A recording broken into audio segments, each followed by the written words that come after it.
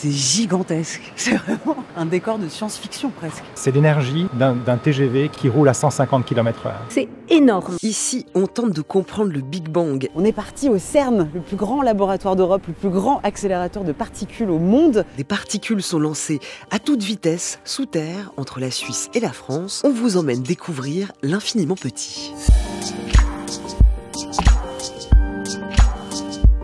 Les grands objectifs sont de mieux comprendre les particules élémentaires et les lois qui les gouvernent. Donc de mieux comprendre le Big Bang. Où est cette sacrée matière et énergie noire? On ne s'intéresse plus au visible, on s'intéresse à l'obscurité. En 1957, des physiciens, des ingénieurs ont inventé une machine gargantuesque dans laquelle les particules étaient accélérées. Et ça, c'est 2600 tonnes d'acier. Donc c'est énorme. Énorme. L'énergie, c'est de la masse. C'est-à-dire que quand on veut les particules primordiales, on veut donc de l'énergie pour les créer. Et c'est pour ça qu'on a des accélérateurs qui s'appellent de nos jours, vous savez, le grand collisionneur de Hadron. C'est un train de particules, sa locomotive avec 2800 wagons remplis de passagers. Les passagers, c'est des particules élémentaires, par exemple des protons, qui circulent dans un sens. Et dans un autre sens, il y a le même train qui circule avec le même nombre de wagons et de passagers.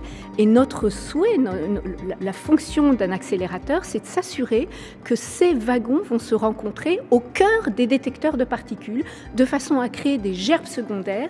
Et si c'est une collision frontale, on fournit énormément d'énergie avec l'espoir de créer une particule extrêmement massive. L'idée, c'est de jeter une balle de tennis contre une balle de tennis et de voir s'il en sort 3 balles de bowling et une balle de ping-pong. Exactement, c'est exactement ça.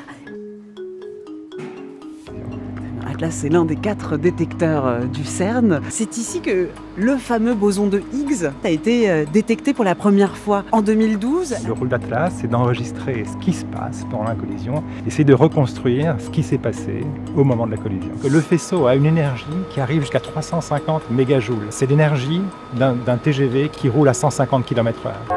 Il faut imaginer des faisceaux dans le LHC qui vont se rencontrer, et chacun de ces faisceaux a une énergie colossale, et ça, c'est pour permettre à ce que chacune des collisions puisse développer une énergie telle à créer un boson de Higgs.